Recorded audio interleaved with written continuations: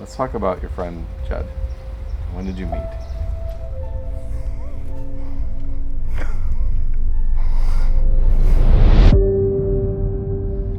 We met December 29th, 1970 in Sisters Hospital. I was born on the 27th, he was born on the 29th, and I was in the nursery when he showed up. We were reunited as freshmen in high school at St. Joe's. His name ended in an H, mine was a K, so we became instant friends. Hi, my name's Rodney, and I'm playing in the 11-day power play.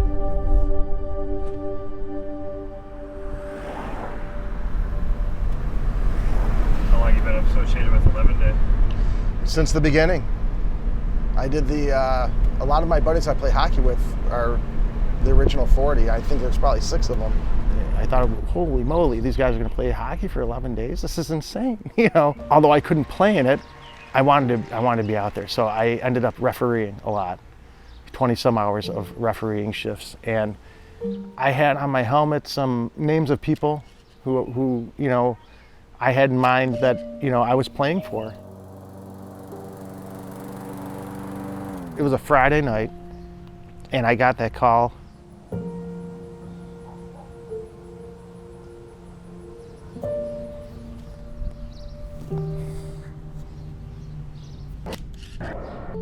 You know, Jed had a seizure.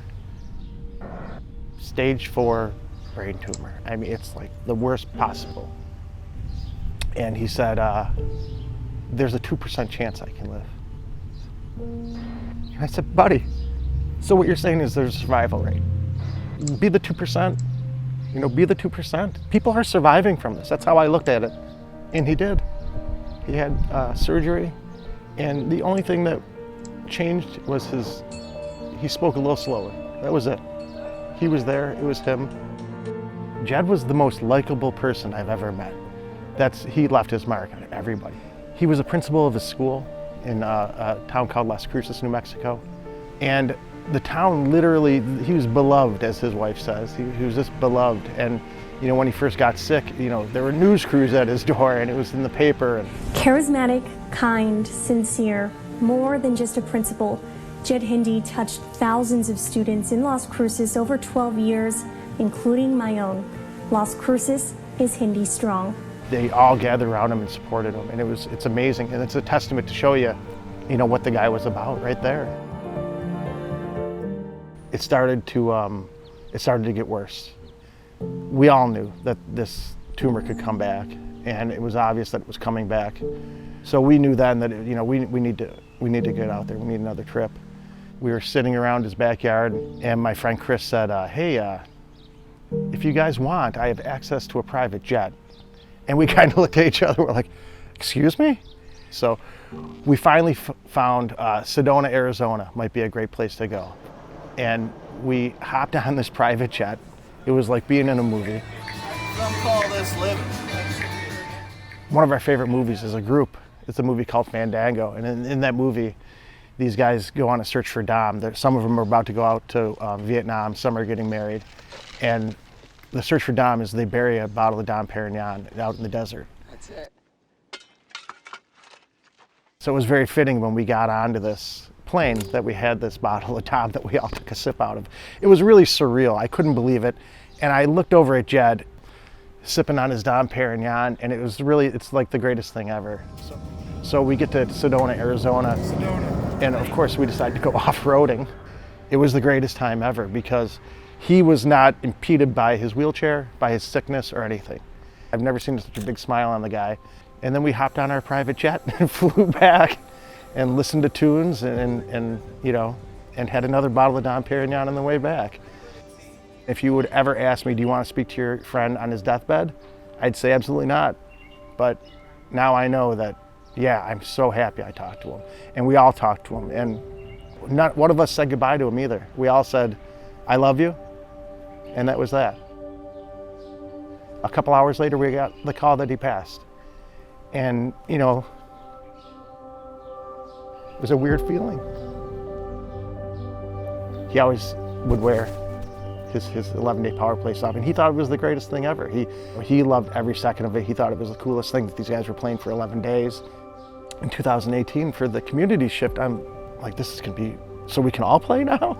This is gonna be great. And my son plays hockey, and he's like, well, let's do this. Let's get together. So he put together 2 teams that would play against each other. And, we set out to raise $5,000. We're like, geez, this is gonna be tough, but I think we can get 5,000. Well, when we hit 25,000 for his team alone, we knew that, everybody was buying it. Somewhere between 15 and like 25,000, I think, maybe more than that. Thanks to the help of hockey players and sponsors. You have to raise the money. It's not just hockey. And we had to let everybody know really what it was about. Yeah, it's about playing hockey, but really, it's so much more than just that. I think it's wonderful for the kids. They should know, they need to know. And my son Drew coined it perfectly. He's like, I can play hockey and do something more important than just playing hockey, but I'm playing hockey at the same time. The 11-day power play, I think, should go on forever. And I think that somebody like me or my son, who I don't know that I'll ever not do it.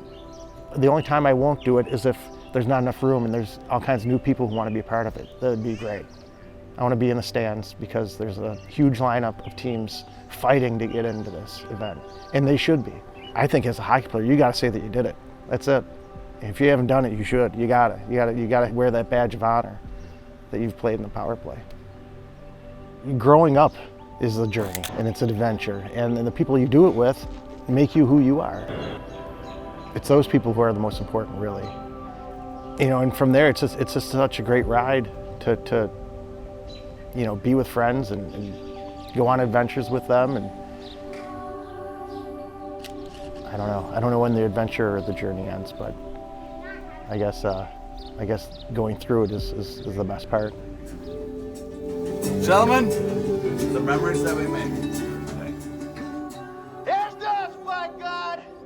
Here's to us and what we were. And what will be.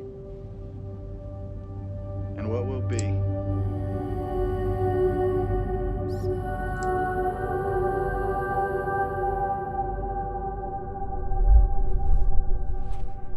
Whew. Not too many breakdowns, but that's hard, man. That's not easy.